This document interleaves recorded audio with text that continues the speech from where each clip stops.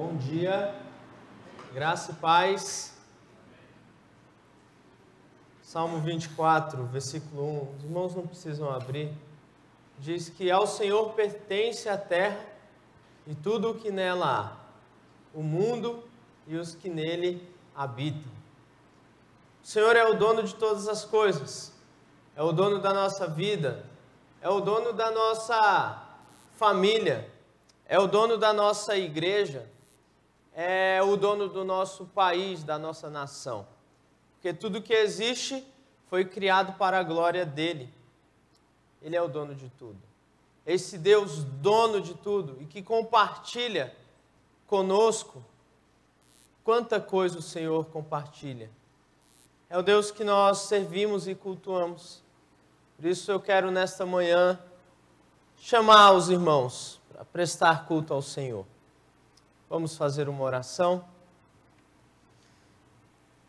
Ó Deus soberano, queremos nos render a Ti nesse momento, consagrando a nossa vida, reconhecendo a Tua soberania, o Teu poder, a Tua grandeza e rogando ao Senhor que se revele a nós nesse momento, visite a Tua igreja e fale aos nossos corações, Deus. Se estamos aqui é porque estamos respondendo ao Teu chamado, estamos respondendo à salvação que o Senhor nos deu, estamos respondendo em gratidão àquilo que o Senhor tem feito em nossas vidas. Portanto, Senhor, recebe as nossas orações, recebe os nossos louvores, recebe a nossa adoração que prestamos agora, Senhor. Fique conosco neste momento. Abra o nosso coração para Ti, Deus, e faça a Tua vontade no nosso meio. Em nome de Jesus. Amém. Amém. Amém, irmãos. Pastor Valdenberg, Pastor Barnett e o presbítero José Carlos estão em Anápolis, retornando hoje, provavelmente. Eles participaram dos 80 anos de aniversário do nosso seminário, o CTCEB. O seminário que eu estudei, que o pastor Valdenberg estudou, seminário que o pastor Barnett foi reitor na década de 80. Então, eles participaram desse culto de celebração sexta e sábado, ontem. O pastor Barnett, inclusive, foi o preletor, trouxe a palavra. Então, eles estão lá, estão retornando hoje, tá bom? À noite, se Deus quiser, o pastor Valdenberg já estará conosco. Eu quero pedir oração para os irmãos. Nós temos alguns irmãos enfermos. Sempre nós nos lembramos. E essa semana, alguns irmãos, a nossa irmã Luísa Mara, ela teve o início de um AVC, teve que ir para o hospital, né? Nós temos outros irmãos também enfermos. A dona Lourdes, precisou fazer uma cirurgia ontem. Então, alguns irmãos, eu sei que os irmãos também sabem de outros irmãos que estão enfermos, também carecem da nossa oração. Então, eu quero tirar esse momento para fazermos isso, para a gente orar. Eu vou dar aí um minutinho para você. Às vezes não é ninguém da nossa igreja, é alguém que você conhece. Então, ore por esses irmãos, para essas pessoas queridas, agora, depois de um minutinho, eu estarei orando, encerrando esse momento, tá bom? Vamos orar?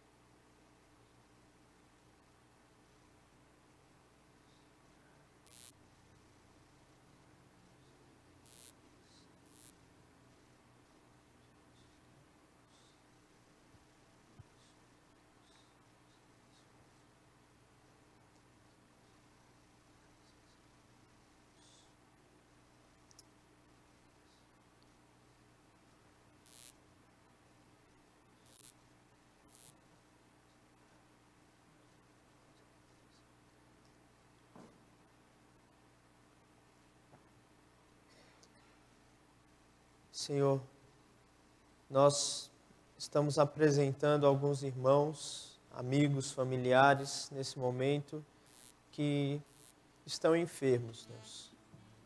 E nós sabemos que o Senhor é Deus sobre todas as coisas, capaz e poderoso para mudar qualquer quadro, Senhor.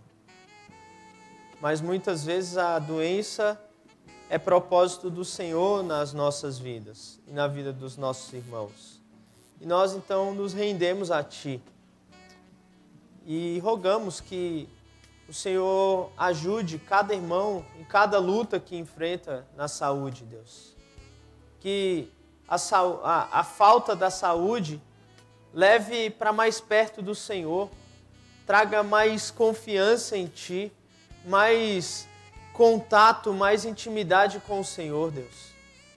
Que o Senhor nos livre de pecar contra Ti com murmurações, Senhor, quando perdermos a saúde, mas que possamos ser confortados na soberania do Senhor sobre nós. E também rogamos pelos nossos irmãos enfermos, que esta mesma atitude seja a atitude deles, Senhor, e que eles experimentem a boa e perfeita vontade do Senhor, quer na saúde, quer na doença, Pai. Conforta e fortalece os nossos irmãos e restaura, Senhor, aqueles que o Senhor quer restaurar, para a honra e para a glória do Senhor. Em nome de Jesus. Amém. Amém. Amém. Vamos cantar o hino de número 234. Exultação e louvor ao nosso Deus que é digno. Eu convido os irmãos a ficarem em pé para cantarmos juntos.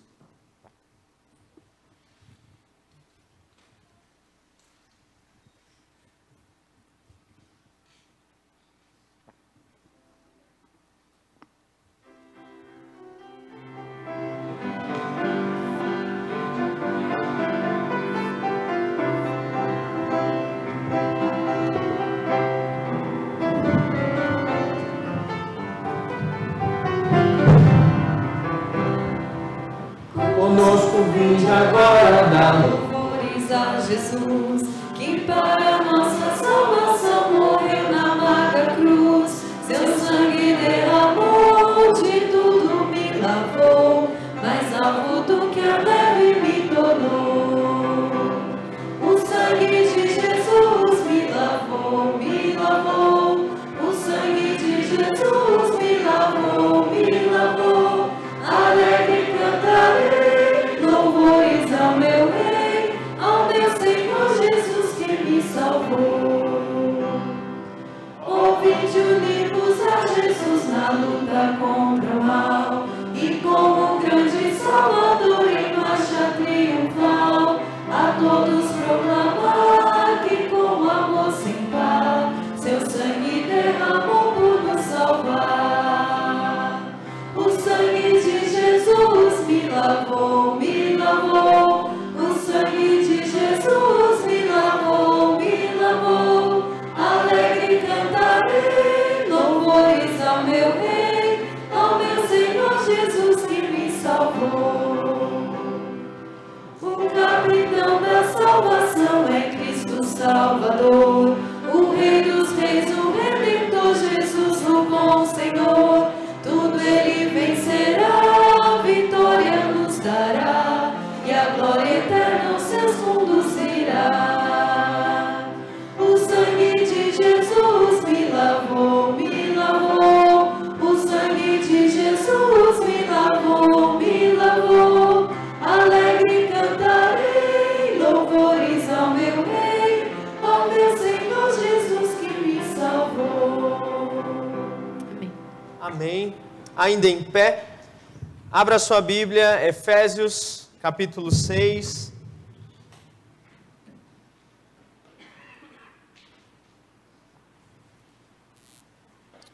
Efésios, capítulo 6. Nós vamos ler do versículo 1 até o versículo 9. Como de costume, eu vou ler os versos ímpares e os irmãos os pares. Efésios, capítulo 6, de 1 a 9.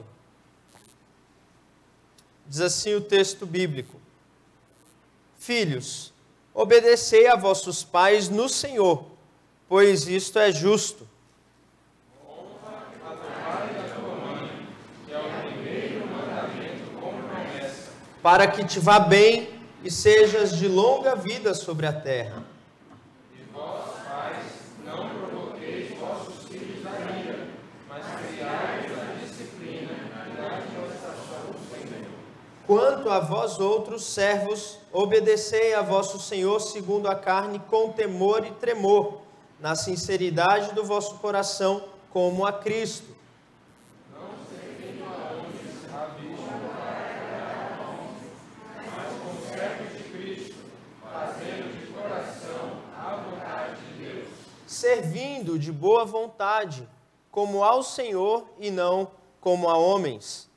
Certos de que cada um, se fizer alguma coisa boa, receberá isso outra vez do Senhor, quer seja servo, quer livre. E vós, senhores, de igual modo, procedei para com eles, deixando as ameaças, sabendo que o Senhor, tanto deles como vós, está nos céus, e que para com ele não há acepção de pessoas. Amém. Apenas até aqui. Continue em pé. Nós vamos cantar louvores ao Senhor.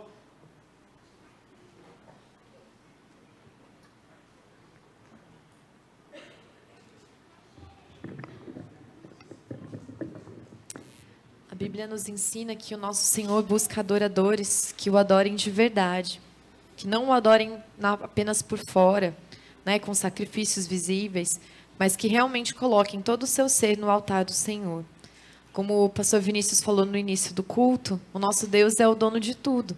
Ele é o dono também da nossa vida. Então, que nós possamos, nesse exercício de submissão, de entrega, oferecer a nossa vida como plena adoração ao Senhor, em espírito e em verdade.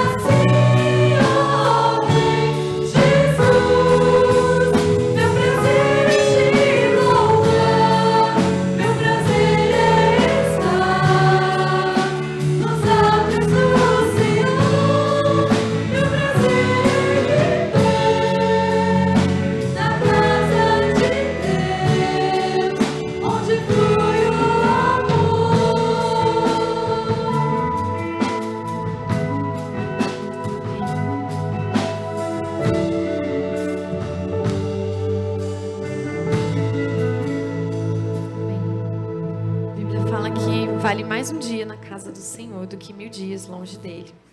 Nos seus atos é onde nós encontramos vida, é onde nós encontramos paz, alento, é onde nós encontramos propósito. Porque nós estamos aqui para engrandecer ao Senhor, para honrar o que Ele fez por nós, o sacrifício dele na cruz. Então vamos pedir para que o Senhor realmente nos leve a este lugar de adoração, que nós possamos estar na presença do Senhor, que Ele nos purifique. Vamos pedir perdão pelos nossos pecados, vamos pedir para que o Senhor tire de nós tudo aquilo que nos amarra, que nos impede de estar com Ele, que nos impede de sentir a plena presença dEle em nossas vidas. Vamos nos entregar sem nenhuma amarra. Amém? Leva.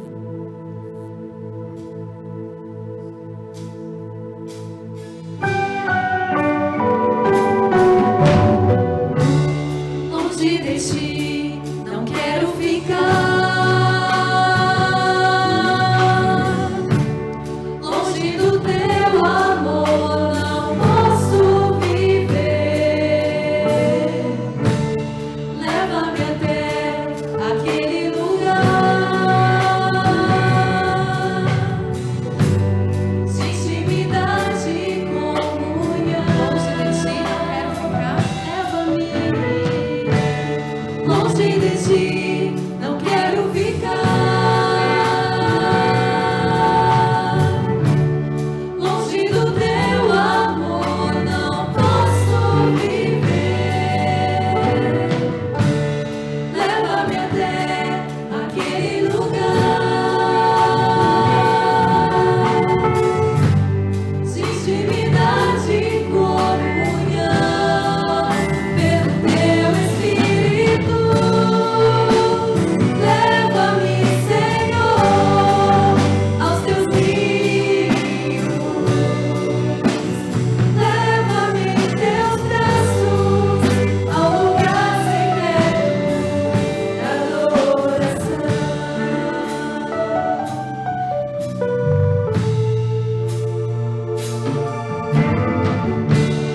Teu coração desejo tocar.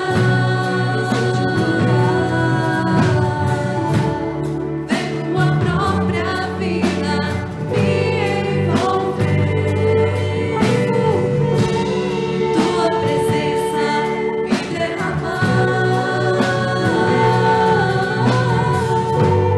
e mergulhar na tua unção. Quebra todo jugo no meu interior, rompe as cadeias, liberta-me, Senhor.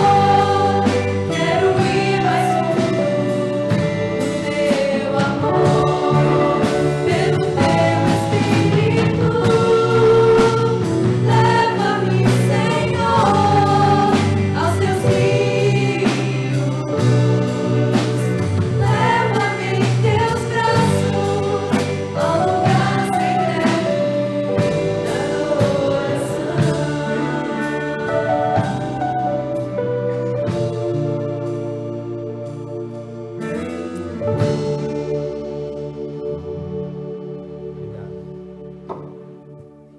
Obrigado. Os irmãos podem sentar. Quero chamar aqui o presbítero Carlos, está conosco. Vai orar pelo Perote, presbítero Perote, que vai trazer a palavra do Senhor para nós nessa manhã.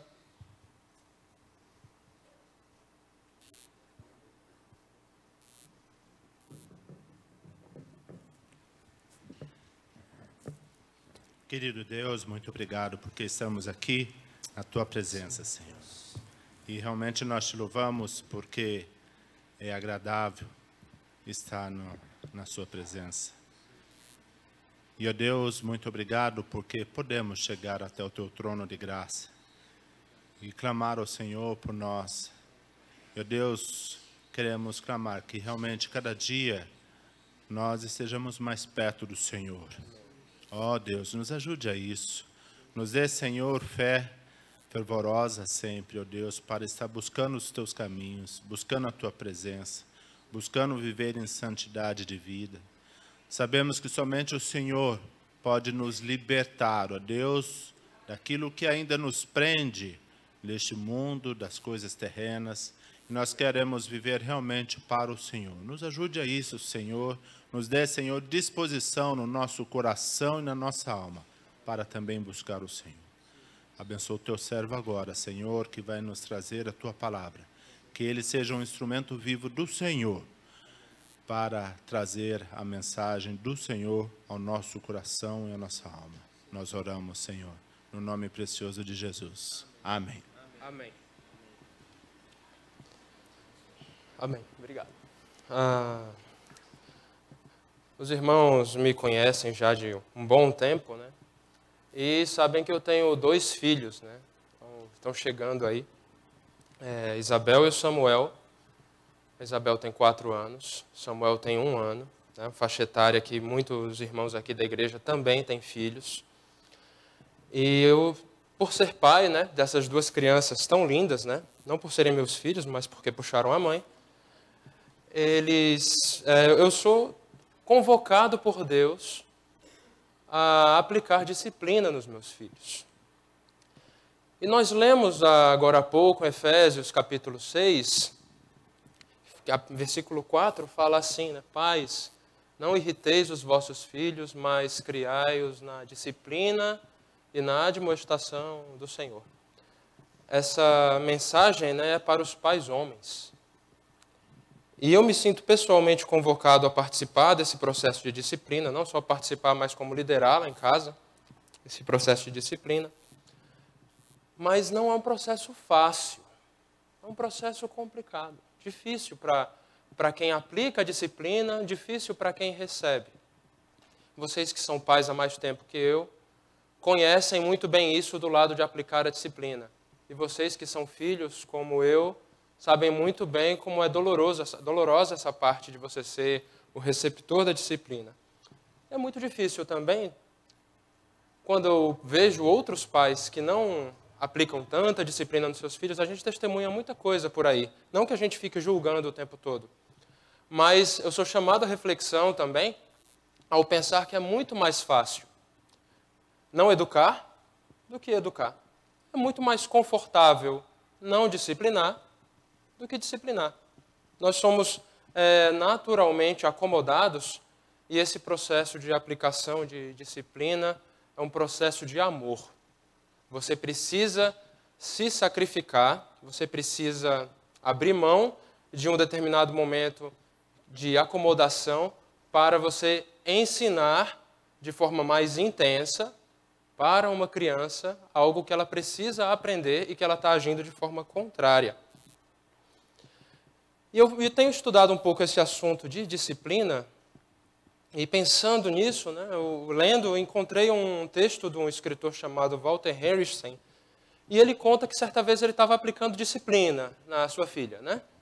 E enquanto ela recebia a correção, a menina, de um jeito muito perspicaz, perguntou para o seu pai, pai, quem é que dá uma surra em você quando você faz algo errado?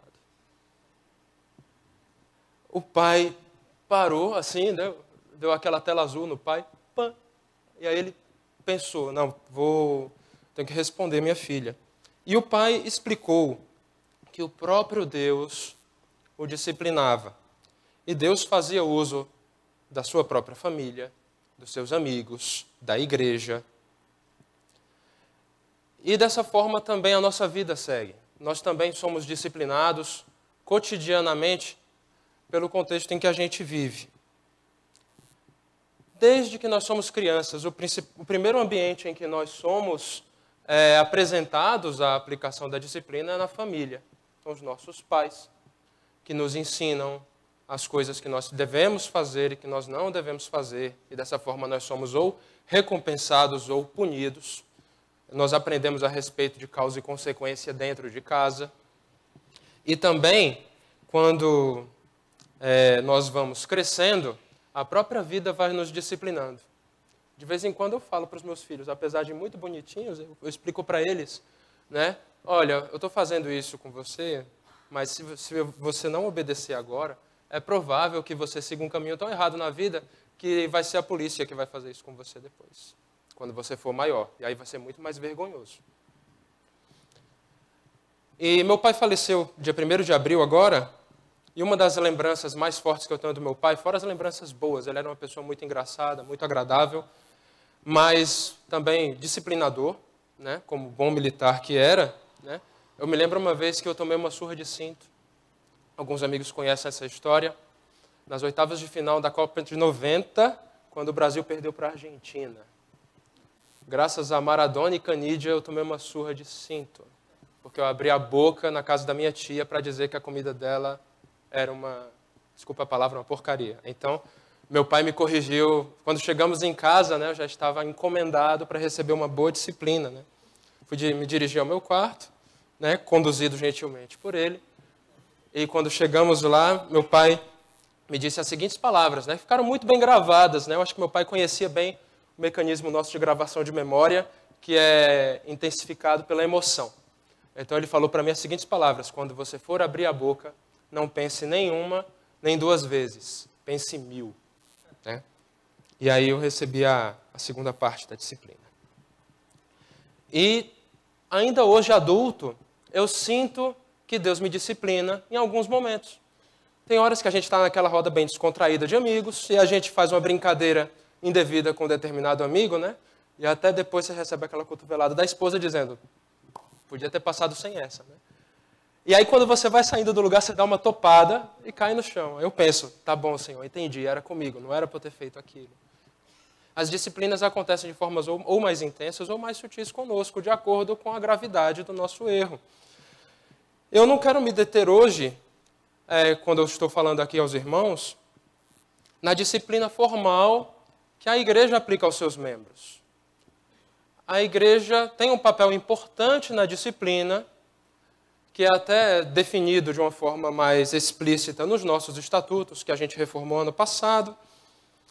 Mas o próprio Senhor Jesus falou disso, né? Nem precisa abrir lá, mas em Mateus 18, do versículo 15 ao 20, Jesus fala sobre a autoridade da igreja em aplicar a disciplina nos seus membros, em uma época que nem se entendia direito o que era igreja, porque Jesus ainda estava falando aos seus discípulos, era um grupo pequeno de pessoas que seguia pessoalmente o mestre. Nós aqui, nós temos a gente segue de forma indireta, usando a palavra de Deus e procurando ter um relacionamento direto com ele. Mas naquela época, diretamente, o Senhor Jesus explicou: se você tiver um problema pessoal, você vai procurar o seu irmão.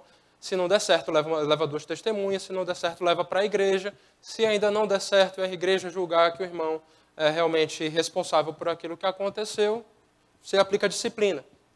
Então, esse princípio já está apresentado desde os evangelhos. Se você quiser puxar ainda um pouco mais a capivara bíblica, você vai encontrar lá no Antigo Testamento, lá na Torá, já na lei mosaica, explicando a questão da disciplina, mas aí aplicando de uma forma civil e de uma forma bem mais forte. A gente conhece, a gente que conhece essa parte da palavra de Deus, muitas coisas eram punidas com pena de morte. É uma característica daquele período. Não vou me estender nisso agora.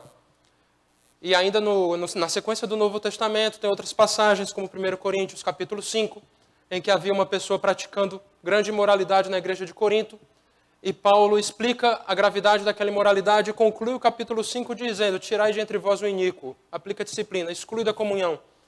E depois, na segunda carta de Paulo aos Coríntios, Paulo dá uma nova recomendação sobre esse mesmo caso. E ele fala: olha, esse irmão já está arrependido, conduz ele de volta para a comunhão, traz ele de volta para o seio da igreja.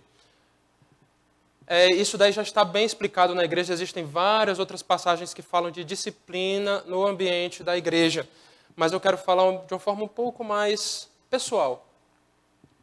Porque eu percebo na minha vida que a aplicação da disciplina, antes de ser algo que esteja, nós que já estamos numa fase já na vida adulta, ou aqueles que já estão na infância podem prestar atenção, na infância e adolescência, de que isso também acontece depois que você cresce.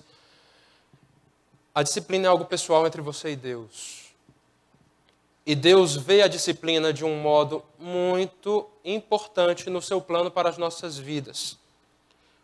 Então eu quero comentar com vocês como ela acontece no dia a dia conosco e como nós devemos receber a disciplina na nossa vida. Vamos abrir lá na carta aos Hebreus, capítulo 12. Tá?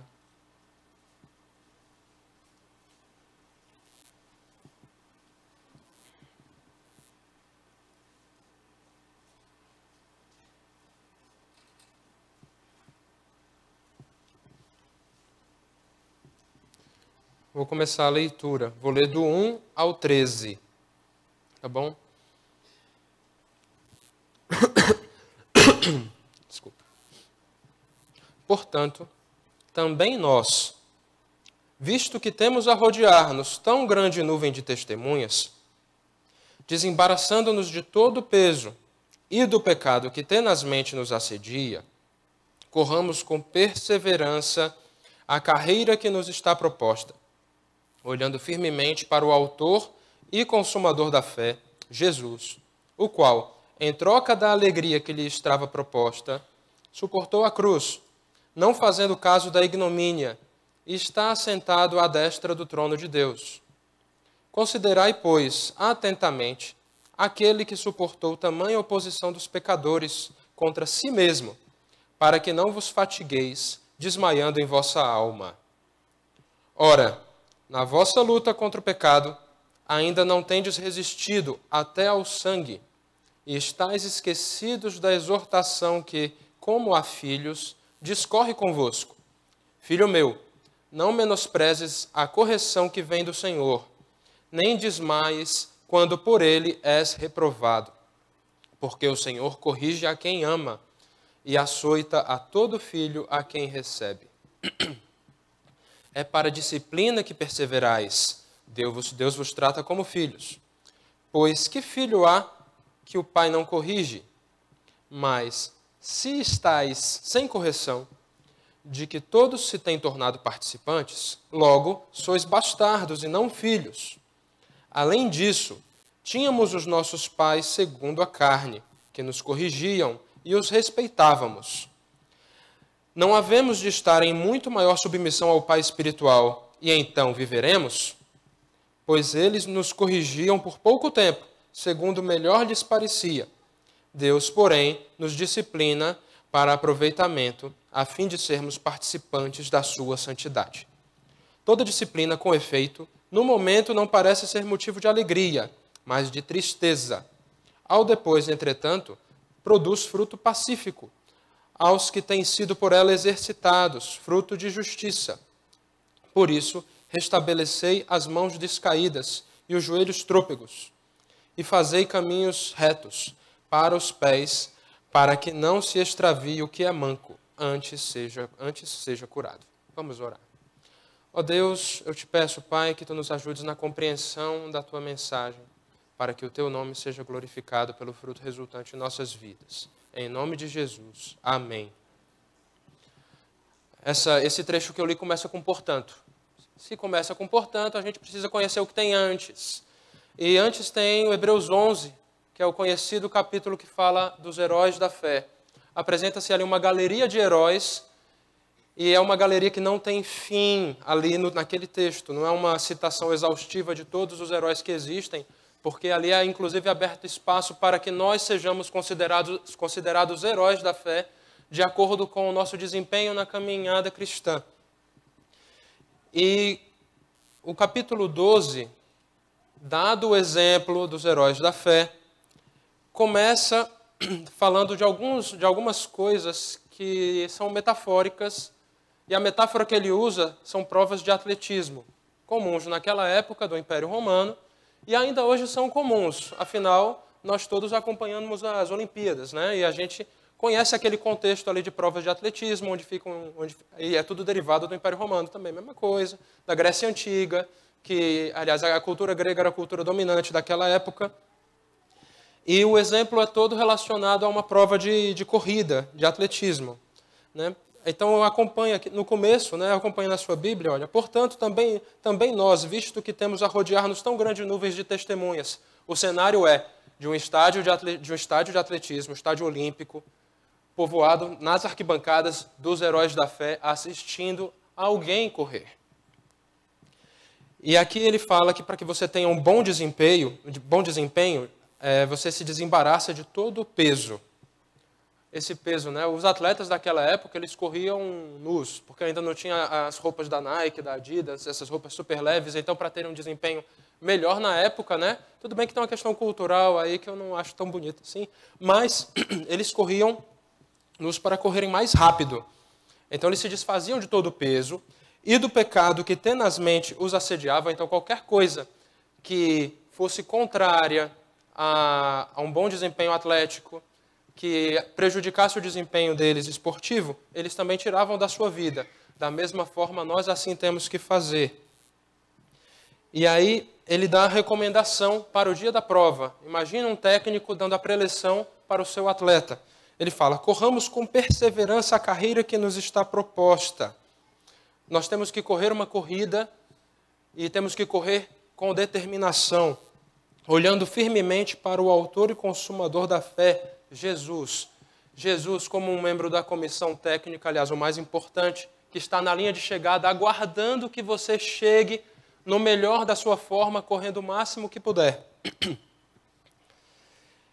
Na continuação, aqui no versículo 2, mostra que ele, além de ser o técnico primeiro da nossa equipe, que nos motiva a corrermos o melhor que pudermos, ele mesmo, no seu tempo de corrida, teve um desempenho inigualável, por isso ele é o maior exemplo. E aí ele segue na sequência, ele, em troca da alegria que lhe estava proposta, suportou a cruz, não fazendo caso da ignomínia, da vergonha, e está assentado à destra do trono de Deus. Ou seja, ele não somente correu a corrida de forma esplendorosa, correu muito bem, conseguiu cumprir com o recorde mundial, imbatível por nós, que nos serve de exemplo, e o pódio que ele recebeu, no qual ele foi premiado, ele está à destra do trono de Deus. Aí ele continua, considerai, pois, atentamente aquele que suportou tamanha oposição dos pecadores contra si mesmo, para que não vos fatigueis desmaiando em vossa alma. O exemplo aqui é, se nós considerarmos o exemplo de Jesus, nós não vamos cair no meio do caminho. As provas muito extensas. Você lembra a distância de uma maratona?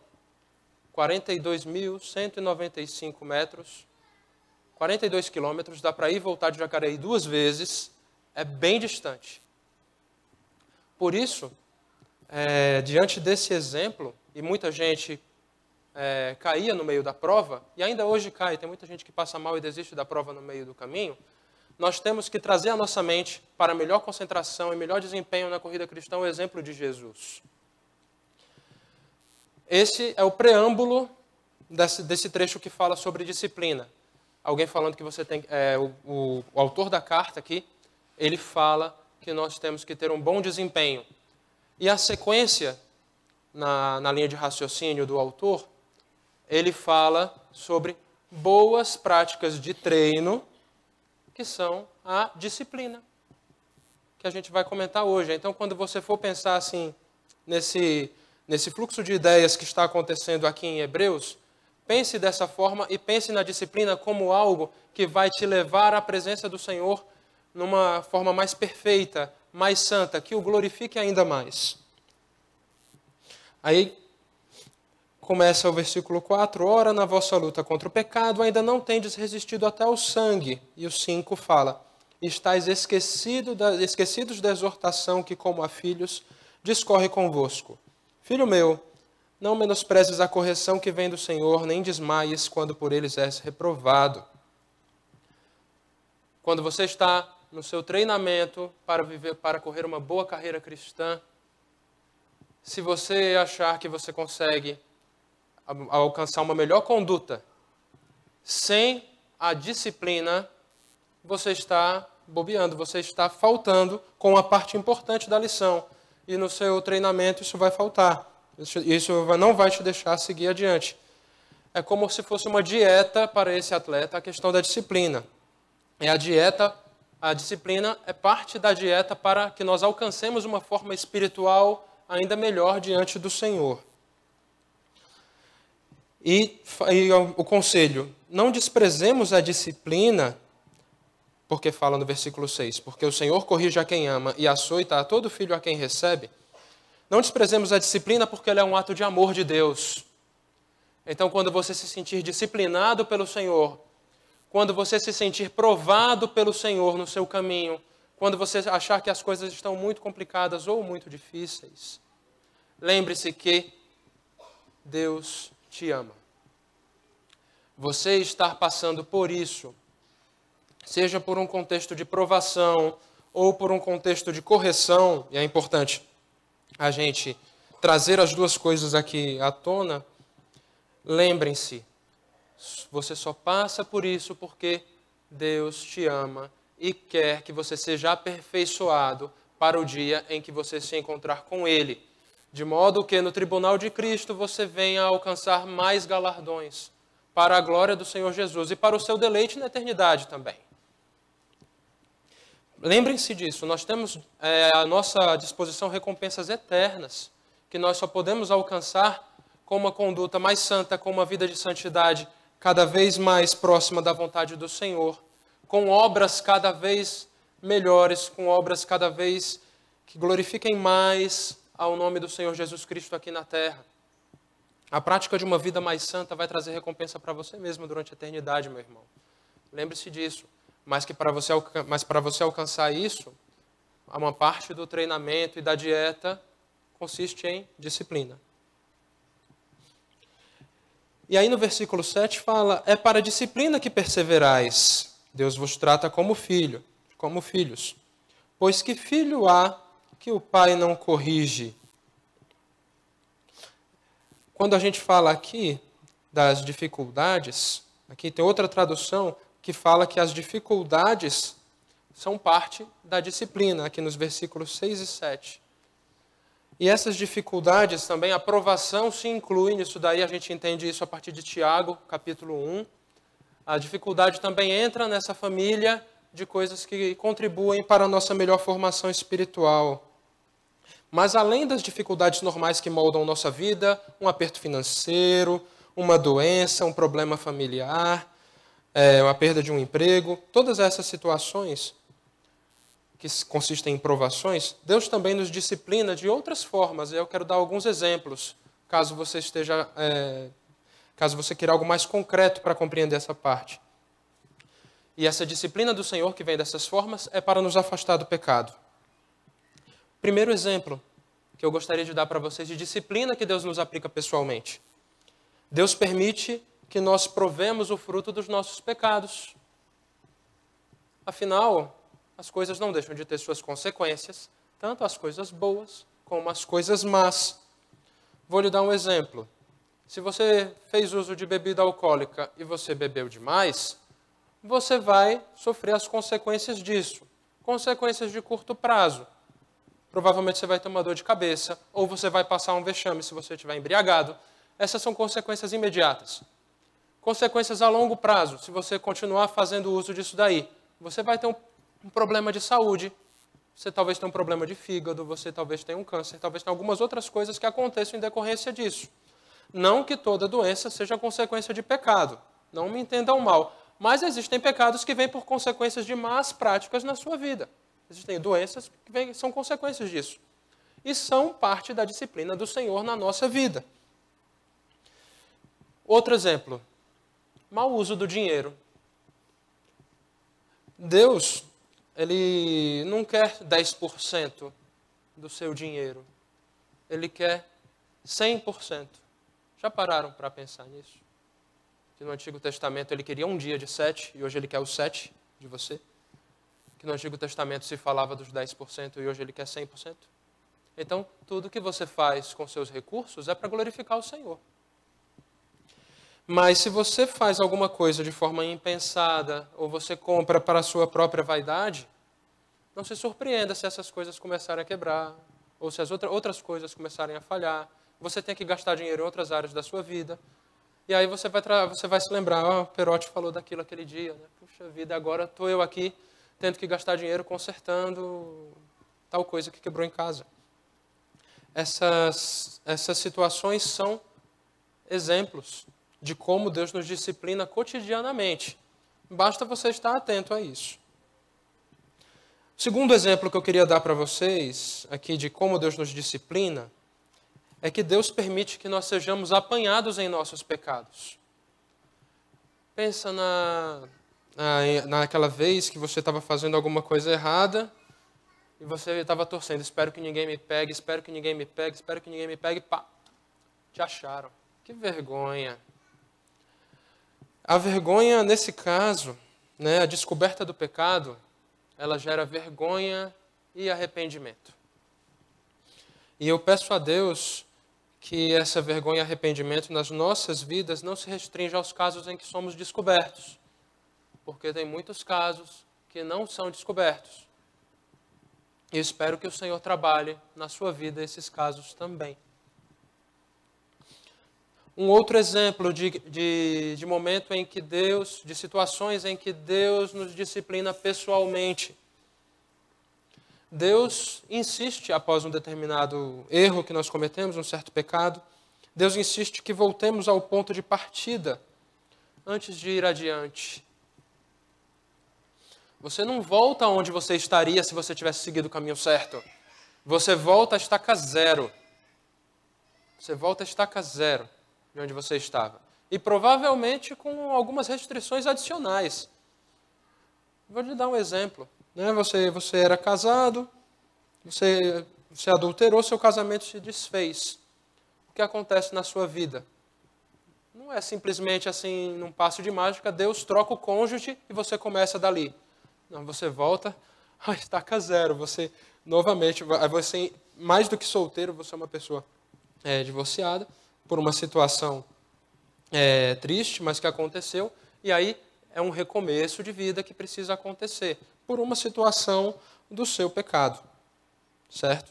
Novamente, eu não estou falando aqui que todo caso de divórcio é por conta de adultério que você cometeu, não. O que eu estou dizendo aqui é que existem casos em que nosso pecado nos leva a voltar à estaca zero. E aí, via de regra, essa é a forma que o Senhor Jesus trabalha conosco. Ele nos faz voltar o caminho todo para que nós recomecemos. E o tempo perdido pode ser irrecuperável em algumas situações. Por isso é melhor, antes de pecar, a gente já adotar a conduta certa diante do Senhor. Mas se nós pecarmos, aceitemos a disciplina. Vou falar sobre isso daqui a pouco. Um quarto exemplo de como o Senhor nos disciplina pessoalmente. E esse exemplo, particularmente, é um exemplo que mais me toca o coração. É porque Deus deixa de nos usar da forma como poderíamos ser usados.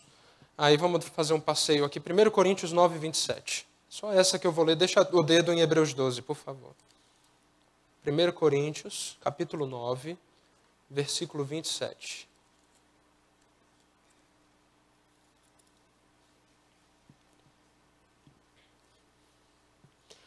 Paulo falando aos coríntios, discorrendo, e o exemplo aqui novamente é uma questão atlética, uma questão de corridas, né?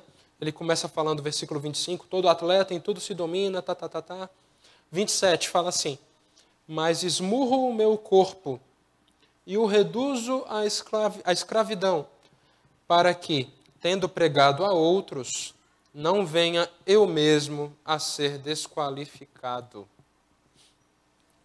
Eu sou professor de escola dominical, numa das salas de escola dominical aqui na igreja.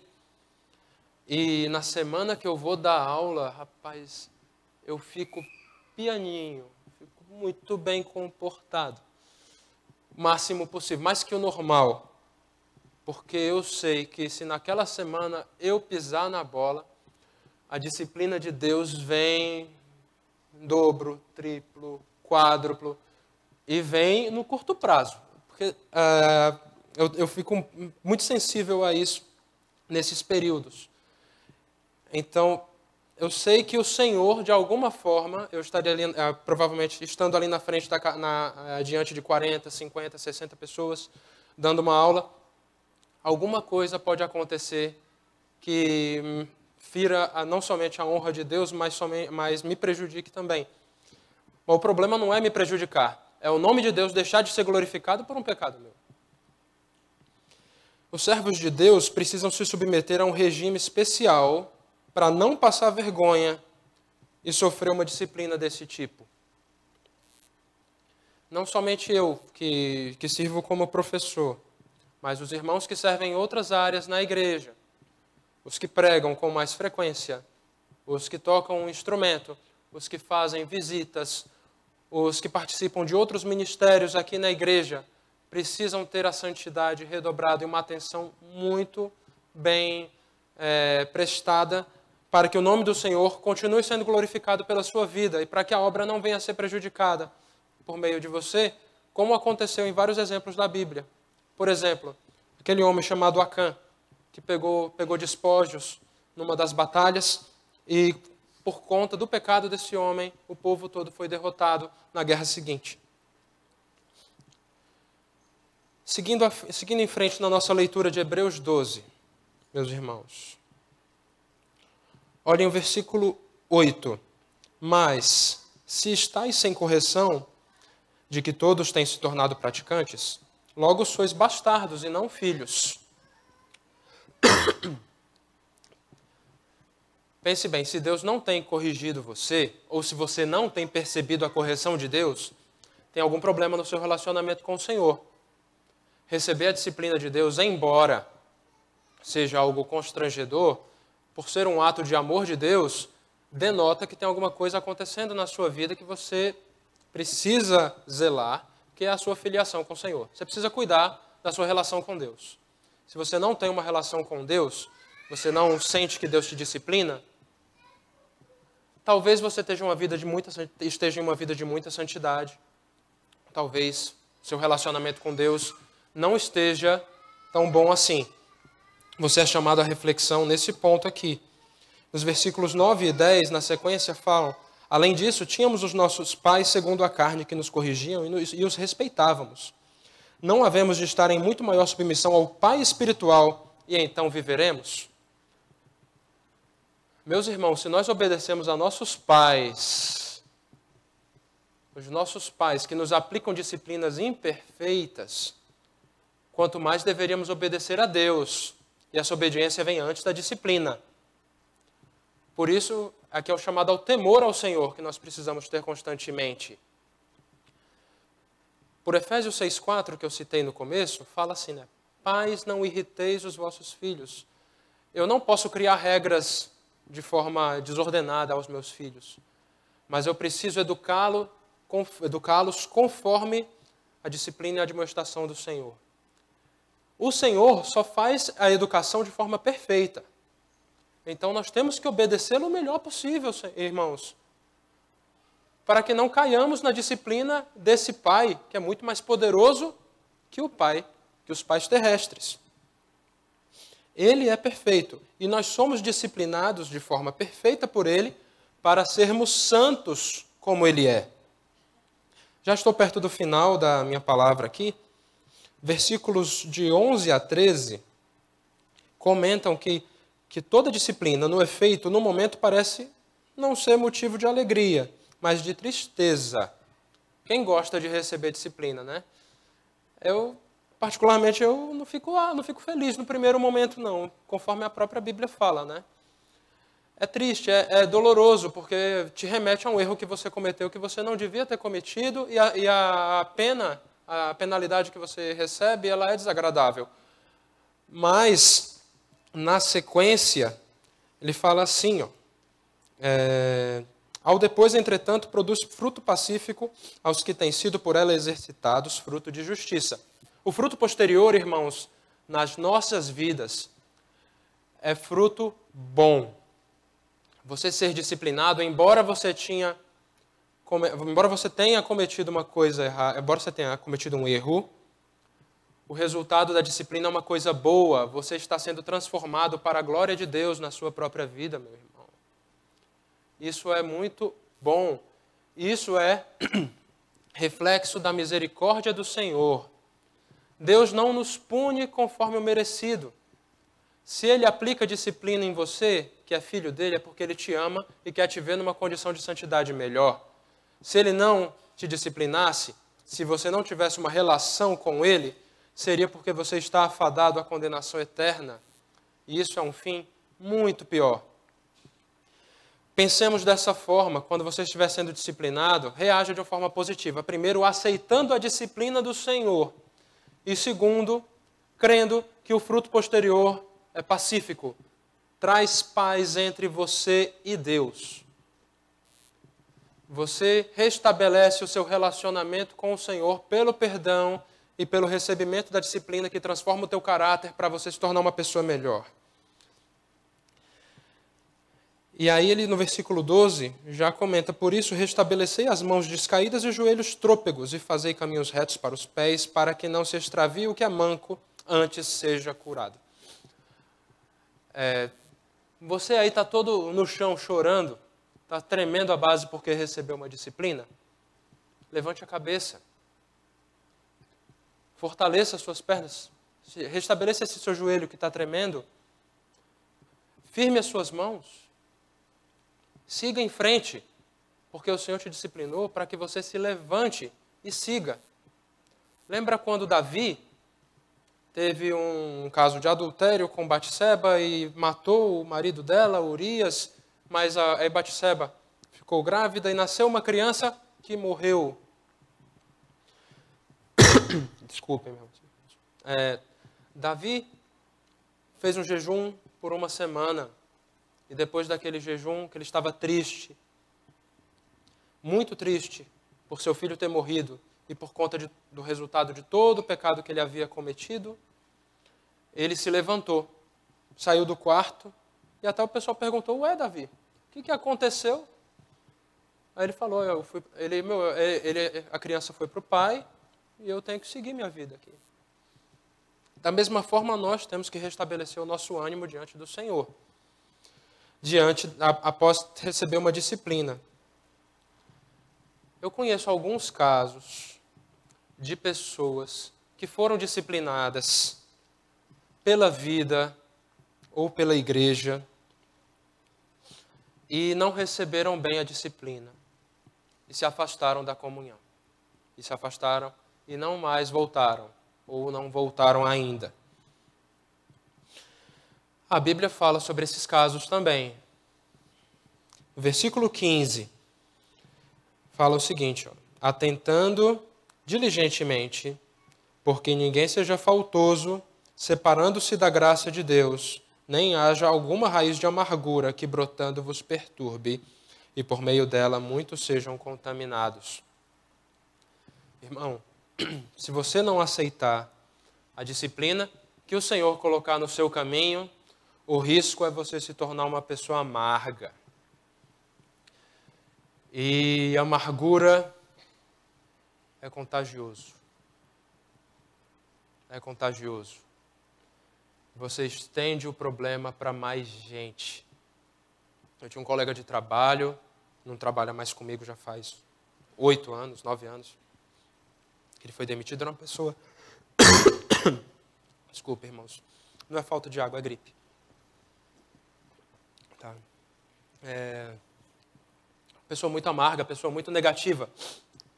E eu pedi a Deus: Senhor, que eu não fique amargo que nem ele. Porque ele senta do meu lado, eu não posso pedir para trocar de lugar. E aí, quando eu fiz essa oração, aí 1 mês e meio depois ele foi demitido, gente. Nossa. Fiquei impressionado.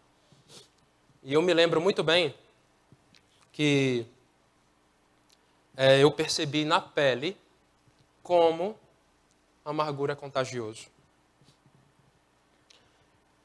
Portanto, irmãos, quando a disciplina vier sobre nós, quando nos faltar a santidade, lembremos, irmãos, desculpa,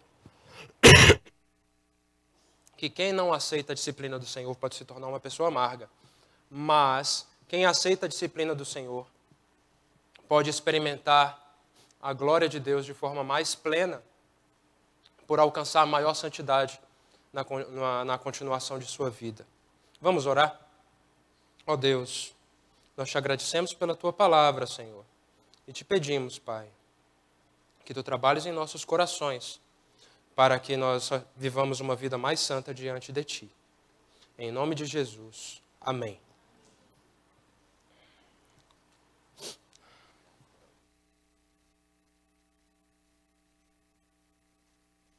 Amém.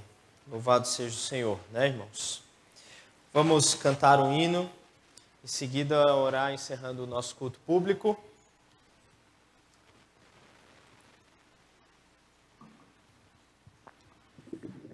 Convido aqueles que puderem para se colocar de pé e cantar conosco o hino 432.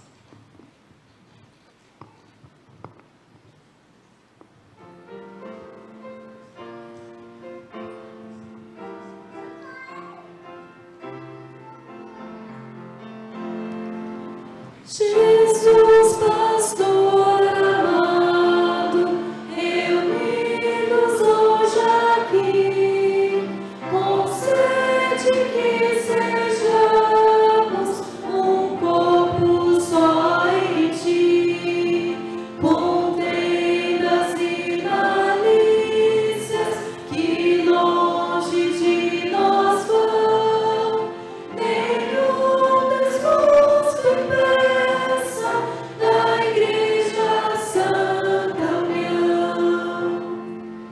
Família unida somos, família de Jesus, iluminados todos da mesma santa luz, a mesma fé nos prende num só divino amor, e com o mesmo gozo servimos ao Senhor.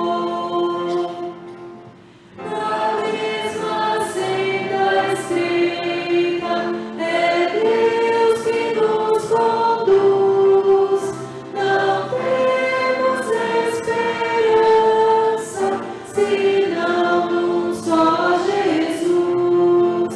Por morte preciosa a todos vida traz, e pelo mesmo sangue nos vem a mesma paz.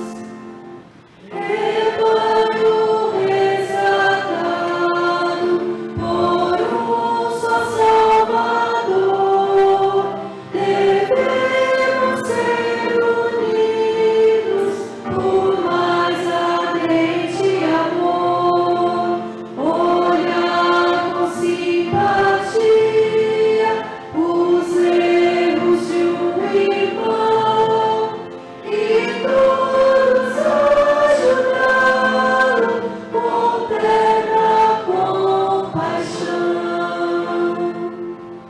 Se tua Igreja toda viver em santa união, será bendito sempre o nome de cristão.